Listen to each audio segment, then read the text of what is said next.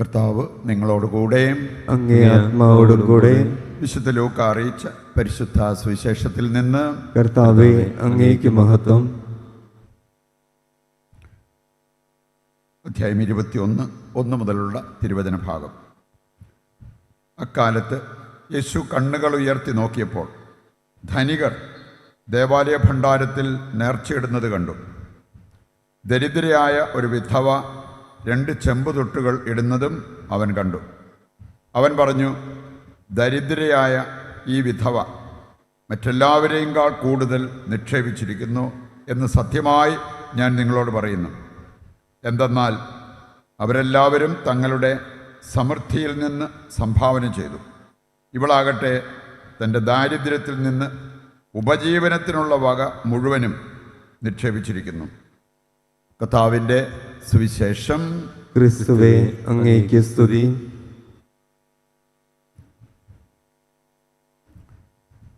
ഈശോയിൽ പ്രിയപ്പെട്ടവരെ, നമ്മളിന്ന് അലക്സാണ്ട്രിയയിലെ വിശുദ്ധ ക്യാദറിനെ പ്രത്യേകം അനുസ്മരിക്കുകയും ഈ വിശുദ്ധയുടെ മാധ്യസ്ഥം തേടുകയും ചെയ്യുന്നു.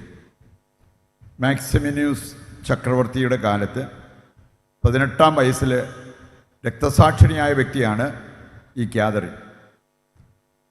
നമുക്കറിയാം, സിയന്നയിലെ വിശുദ്ധ ക്യാദറിൻ സ്കൂൾ പോലും കണ്ടിട്ടില്ലാത്ത വ്യക്തിയാണ്. പക്ഷെ അവളെ ദൈവം പഠിപ്പിച്ചു. യേശു അവളെ നേരിട്ട് പഠിപ്പിച്ചു എന്നാണ് പറഞ്ഞിരിക്കുന്നത്. അങ്ങനെ പഠിപ്പിച്ച് അവൾ പണ്ഡിതയായി. അലക്സാണ്ട്രിയയിലെ വിശുദ്ധ ക്യാദറിൻ മഹാപണ്ഡിത എന്നറിയപ്പെടുന്ന വ്യക്തിയാണ്. ഇനി മാക്സിമിനൂസ് ചക്രവർത്തിയുടെ കാലത്ത് 50 വിജാതീയ തത്വശാസ്ത്രജ്ഞന്മാരുമായിട്ട് ഡിബേറ്റ് നടത്താനായിട്ട് ഇവളെ ക്ഷണിച്ചു. രാജാവ് ചക്രവർത്തി വിചാരിച്ചു അവരെല്ലാവരും ഇവളെ തുന്നം പാടിക്കുന്നു. പക്ഷേ ഇവള് ഡിബേറ്റ് നടത്തി അവസാനം ഈ 50 പേര് ക്രിസ്തീയ വിശ്വാസം സ്വീകരിച്ചു. അതുപോലെ തന്നെ ഇപ്പോൾ ഒരു 200 സോൾജിയേഴ്സ് ക്രിസ്തീയ വിശ്വാസം സ്വീകരിച്ചു.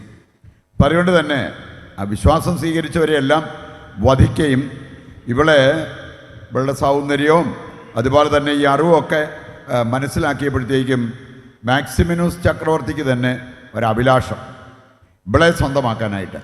പക്ഷെ അവൾ പറഞ്ഞു, എൻ്റെ ശരീരം മലിനമാകാൻ അങ്ങനെ ഒരു പാപപ്രവർത്തിക്ക് ഞാൻ എന്നെ വിട്ടുതരത്തില്ല. അവളെ നാട് കടത്തി.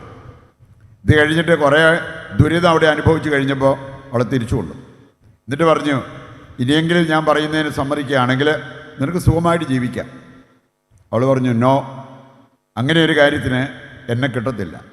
അപ്പോൾ പിന്നെ കോപാക്രാന്തനായ ചക്രവർത്തി ഓർഡർ ഇട്ടു. അവളെ ഒരു പ്രത്യേക മെഷീനെ കടത്തി. ഈ മെഷീനിൽ ഒരു കോഴിയെ കൊണ്ട് വെച്ചിട്ട് മെഷീൻ ഓണാക്കിയാൽ തല ഒരു വശത്ത്, കാലുകൾ വേറൊരു വശത്ത്, അതുപോലെ തന്നെ നടുഭാഗം വേറൊരു വശത്ത്, അങ്ങനെ പല ഭാഗങ്ങളായിട്ട് ചിതറിക്കപ്പെടും. അതാണ് ആ മെഷീൻ്റെ പ്രത്യേകത. അങ്ങനെ ഒരു മെഷീനിൽ കിടത്തിയാണ് ഇവളെ മരണത്തിലേക്ക് നയിച്ചത് എന്ന് പറഞ്ഞാൽ ശരീരം പല ഭാഗങ്ങളായിട്ട് വേർതിരിക്കപ്പെട്ടു. വിശ്വാസത്തെ പ്രതി, ജീവിത വിശുദ്ധിയെ പ്രതി തൻ്റെ ജീവൻ പോലും ബലികഴിക്കാൻ തയ്യാറായ ഒരു രക്തസാക്ഷിണി. അതുകൊണ്ടാണ് ഇന്ന് സഭ അവരെ പ്രത്യേകമായിട്ട് ആദരിക്കുന്നതും അവരുടെ മാധ്യസ്ഥം തേടി പ്രാർത്ഥിക്കുന്നതും. ആത്മീയത വരാൻ വലിയ പ്രായമൊന്നും വേണമെന്നില്ല എന്നുള്ളത് നമുക്ക് ഈ വിശുദ്ധയിലൂടെ മനസ്സിലാക്കാൻ പറ്റും. ജ്ഞാനിയാകാൻ ഒരുപാട് കാലമൊന്നും ഈ ഭൂമിയിൽ ജീവിച്ചിരിക്കണമെന്ന് ആവശ്യമില്ല. ഇനി എത്ര കാലം ഇവിടെ ജീവിച്ചിരുന്നാലും ദൈവിക ജ്ഞാനം ഉള്ളവരാകണമെന്നുമില്ല, വിശുദ്ധരായിട്ട് ജീവിക്കണമെന്നുമില്ല, നമുക്ക് ആത്മീയത ഉള്ളവരായിട്ട് നമ്മുടെ ജീവിതത്തിൽ മാറണമെന്നുമില്ല. നമ്മുടെ തീരുമാനം. ഇന്നത്തെ ആദ്യ വായനയിൽ നമ്മൾ കേട്ട ഒരു കാര്യം, വെളിപാട് പുസ്തകം 14-ാം അധ്യായം നമ്മളെ ഓർമ്മിപ്പിക്കുന്ന ഒരു കാര്യമുണ്ട്. 1,44,000 പേരുടെ പ്രത്യേക പ്രിവിലേജ്, അവർക്ക് പ്രത്യേകമായൊരു അവകാശം ലഭിച്ചു. അവർക്ക് ഒരു ഗാനം പഠിക്കാൻ പറ്റി, വേറെ ആർക്കും പഠിക്കാൻ പറ്റിയില്ല. അതിന് ആരായിരുന്നു ഈ 1,44,000 പേര്? ഭൂമിയിൽ ജീവിച്ചിരുന്നപ്പോൾ സുഖം നോക്കിപ്പോയില്ല. ഭൂമിയിൽ ജീവിച്ചിരുന്നപ്പോൾ സ്വർഗം നോക്കി ജീവിച്ചവരാണ് ഈ 1,44,000 പേര്. അവർക്ക് വേണമെങ്കിൽ സ്ത്രീയോട് ചേരാമായിരുന്നു, ലൈംഗിക സുഖം ആസ്വദിക്കാമായിരുന്നു. അതിനൊന്നും പോയില്ല. അതുകൊണ്ട് തന്നെ അവർക്കൊരു പ്രത്യേക സ്ഥാനം സ്വർഗത്തിലുണ്ടായി എന്നുള്ളതാണ് ഇന്നത്തെ ആദ്യ വായന നമ്മെ പഠിപ്പിക്കുന്നത്. നമ്മളെ സംബന്ധിച്ചിടത്തോളം നമുക്ക് തിരഞ്ഞെടുക്കാം, ഏത് വേണമെങ്കിലും തിരഞ്ഞെടുക്കാം. നിയമാവർത്തന പുസ്തകം 30:15 വായിക്കുമ്പോൾ, ഇതാ നിൻ്റെ മുമ്പിൽ ജീവനും നന്മയും ഞാൻ വെച്ചിട്ടുണ്ട്. ആ പാക്കേജ് വേണോ അത് തിരഞ്ഞെടുക്കാം. നിൻ്റെ മുമ്പിൽ തിന്മയും മരണവുമുണ്ട്, അത് വേണോ അത് തിരഞ്ഞെടുക്കാം. തിന്മ ചെയ്താൽ എന്തു വരും? മരണം. നന്മ ചെയ്യുന്നവർക്കാണ് ജീവൻ, നിത്യജീവൻ. അപ്പം അതുകൊണ്ട് ഇത് ഏത് വേണം എന്നുള്ളത് നമ്മുടെ തീരുമാനമാണ് എന്നുള്ളത് ഈ വചനഭാഗം നമ്മെ ഓർമ്മിപ്പിക്കുന്ന ഒരു കാര്യമാണ്. നമുക്ക് കാണാൻ സാധിക്കും, ഈ ഭൂമിയിൽ ജീവിക്കുമ്പോൾ സ്വർഗത്തിൽ പോകണം എന്ന ചിന്ത കൊണ്ട് ജീവിക്കുന്ന വ്യക്തികളെ കാണാൻ സാധിക്കും. ഇനി സ്വർഗത്തിൽ വലിയ സ്ഥാനം വേണം എന്ന് ചിന്തിക്കുന്ന വ്യക്തികളെയും നമുക്ക് കാണാൻ സാധിക്കും. അതുപോലെ ജീവിച്ച പല വിശുദ്ധരെയും നമുക്ക് കാണാൻ സാധിക്കും.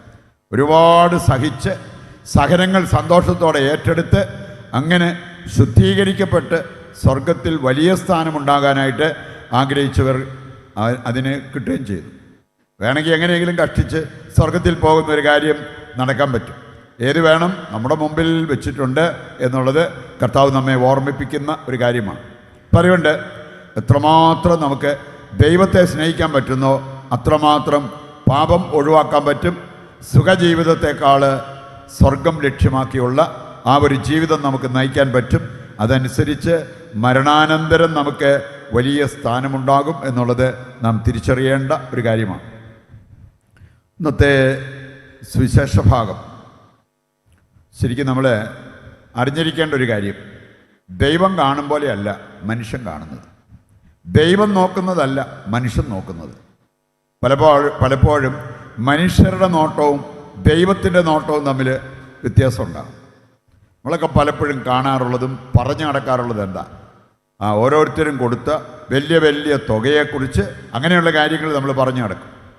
ഇവിടെ നമ്മൾ കാണുകയാണ് യേശു കണ്ടതും യേശു ശ്രദ്ധിച്ചതും യേശു വിളിച്ചു പറഞ്ഞതുമായ ഒരു കാര്യമുണ്ട്.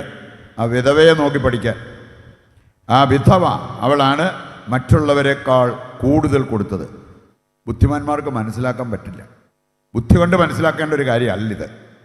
ഇനി ഇതിനകത്ത് വലിയൊരു സന്ദേശമുണ്ട്.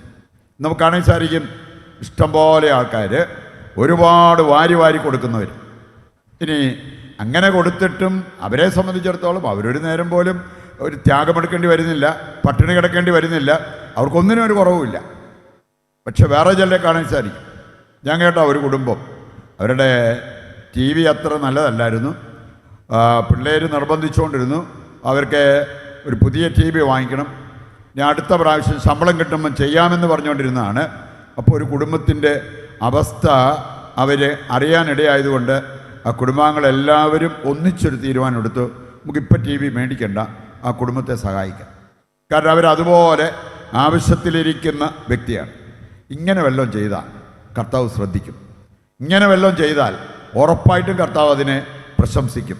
കാരണം ദൈവത്തിൻ്റെ ഒരു പ്രത്യേകത മനുഷ്യൻ കാണുന്നത് പോലെയല്ല ദൈവം കാണുക. 1 സാമുവേൽ അതിൻ്റെ 16-ാം അധ്യായത്തിൻ്റെ 7-ാമത്തെ വചനം നമ്മെ പഠിപ്പിക്കുന്ന ഒരു കാര്യമുണ്ട്. സാമുവേലിനോട് ദൈവം പറഞ്ഞൊരു കാര്യം, മനുഷ്യൻ കാണുന്നത് പോലെയല്ല ദൈവം കാണുന്നത്. മനുഷ്യൻ ബാഹ്യഭാവം നോക്കുന്നു, ദൈവം ആന്തരിക ഭാവം, ഹൃദയഭാവം നോക്കുന്നു. അതാണ് ആ വചനഭാഗം നമ്മെ ഓർമ്മിപ്പിക്കുക. അതിൻ്റെ ബാക്ക്ഗ്രൗണ്ട് നമുക്കറിയാം. ജസയുടെ കുടുംബത്തിൽ ഒരാളെ രാജാവായിട്ട് അഭിഷേകം ചെയ്ത് ഉയർത്തണം. കുഴലിൽ തൈലവും എടുത്തുകൊണ്ട് നീ ഇറങ്ങുക എന്ന് പറഞ്ഞു. സാമുവേൽ ഈ ജസയുടെ വീട്ടിലേക്ക് പോയി കാര്യം പറഞ്ഞു. അപ്പൻ ഏറ്റവും മൂത്തവനെ കൊണ്ടുവന്ന്, കാണാൻ മിടുക്കൻ, ഒത്ത ഹൈറ്റ്, അങ്ങനെ നല്ല നെഞ്ചുവിരിവ്, രാജാവാകാൻ പറ്റിയ ആൾ. കുഴലിലെ തൈലവുമായിട്ട് സാമുവേൽ ചാടി എഴുന്നേറ്റു അവനെ അഭിഷേകം ചെയ്യാൻ. ദൈവം പറഞ്ഞു നോ, അവനല്ല, അവൻ തിരസ്കരിക്കപ്പെട്ടവനാണ്, അവനല്ല. ഉടനെ രണ്ടാമത്തേനെ കൊണ്ടുവന്നു. അങ്ങനെ അവിടെ ഉണ്ടായിരുന്ന എല്ലാവരെയും കൊണ്ടുവന്നിട്ട് ആർക്കും സെലക്ഷൻ കിട്ടിയില്ല. സാമുവേൽ ചോദിച്ചു, നിനക്ക് വേറെ വല്ല മക്കളുണ്ടോ? ഇവരല്ലാതെ ഉണ്ട്. ഉടനെ അവൻ പറഞ്ഞ് ഒരുത്തനോടെ ഉണ്ട്, പക്ഷേ ഇവരെയൊക്കെ വെച്ച് നോക്കുമ്പോൾ അവന് വലിയ കഴിവോ കാര്യങ്ങളോ ഒന്നുമില്ല, ആട്ടിടയനാണ്. ആടുകളെ നോക്കി അവിടെ പുറത്താണ്, അവനെ കൊണ്ടുവരാൻ പറഞ്ഞു. അവൻ വന്നു കയറിയത് ദൈവം പറഞ്ഞു, എഴുന്നേറ്റ് അവനെ അഭിഷേകം ചെയ്യുക. ഓക്കെ, മനുഷ്യൻ കണ്ട പോലെയാണോ ദൈവം കണ്ടത്? നമുക്കൊക്കെ ഇന്ന് ഏറ്റവും പ്രധാനപ്പെട്ടത് നമ്മുടെ ആന്തരിക ഭാവമാണോ അതോ ബാഹ്യഭാവമാണോ? സൗന്ദര്യത്തിനൊരു കുറവും വരാൻ പറ്റില്ല, ആരോഗ്യം പോകരുത്, സമ്പത്തിനൊരു കുറവും വരരുത്. അങ്ങനെ വല്ലതൊക്കെ വന്നാൽ നമ്മുടെ മനസ്സ് ഇടിയും. പക്ഷേ ആന്തരിക ഭാവം, ഹൃദയഭാവം, നമ്മുടെ ആത്മാവിൻ്റെ ആരോഗ്യം, ആത്മാവിൻ്റെ സൗന്ദര്യം, ഇങ്ങനെയുള്ള കാര്യങ്ങളൊക്കെ നാം ശ്രദ്ധിക്കുന്നുണ്ടോ എന്ന് തിരിച്ചറിയുന്നത് വളരെ നല്ലതാണ്. യേശു നോക്കുമ്പോൾ യേശുവിൻ്റെ നോട്ടത്തിനൊരു പ്രത്യേകതയുണ്ട്. പ്രത്യേകിച്ച് നമ്മൾ നൽകുമ്പോൾ കർത്താവ് പലരും വലിയ തുകയിടുന്നത് കണ്ടു, അവരെ പ്രശംസിച്ചില്ല. കാരണം അതിൻ്റെ ഒന്നും പേരിൽ അവർ പട്ടിണി കിടക്കാനും പോകുന്നില്ല, ഒരു ത്യാഗമെടുക്കാനും പോകുന്നില്ല. പക്ഷെ ഒരു വിധവ 2 ചെമ്പ് തൊട്ടേ അവിടെ കൈവശം ഉണ്ടായിരുന്നുള്ളൂ, അതെടുത്ത് അവൾ ഭണ്ഡാരത്തിലിട്ടു.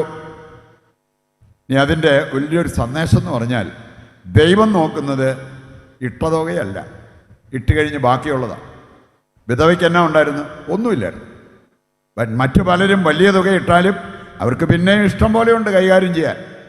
ഇനി അവരെയല്ല പ്രശംസിച്ചത് ഈ വിധവയെ എന്ന് പറഞ്ഞാൽ, ദൈവം ആവശ്യപ്പെടുന്നത് നമ്മുടെ പണം കർത്താവിന് കൊടുക്കണം എന്നുള്ളതിനേക്കാൾ നമ്മുടെ ആശ്രയത്വം കർത്താവിലേക്ക് മാറ്റണം.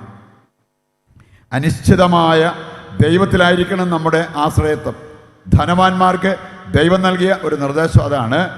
1 തീമോത്തി 6:17 വായിച്ചാൽ ധനവാന്മാരെ ഈ കാര്യം പറഞ്ഞ് പഠിപ്പിക്കാനാണ് കർത്താവ് ആവശ്യപ്പെട്ടത്. ഔദ്ധത്യം വെടിഞ്ഞ് നശ്വരമായ സമ്പത്തിൽ ആശ്രയിക്കാതെ അനശ്വരനായ ദൈവത്തിൽ ആശ്രയിക്കാൻ പഠിപ്പിക്കുക. ഇതാണ് ഈ വിധവയുടെ ജീവിതത്തിൽ ഉണ്ടായ സംഭവം. ഇതാണ് ദൈവമക്കളായ നമ്മുടെ ജീവിതത്തിലും ഉണ്ടാകേണ്ടത്. ഉണ്ടായാൽ അതനുസരിച്ച് നമുക്ക് ആത്മീയ സമ്പത്തും ഭൗതിക സമ്പത്തും ഒരുപോലെ ആസ്വദിച്ച് മുമ്പോട്ട് പോകാൻ ദൈവം നമ്മെ സഹായിക്കും. അതിനുവേണ്ട കൃപയ്ക്കും അനുഗ്രഹത്തിനുമായിട്ട് ഇന്നത്തെ ബലിയിൽ ദൈവത്തോട് നമുക്ക് പ്രത്യേകം പ്രാർത്ഥിക്കുകയും ചെയ്യാം.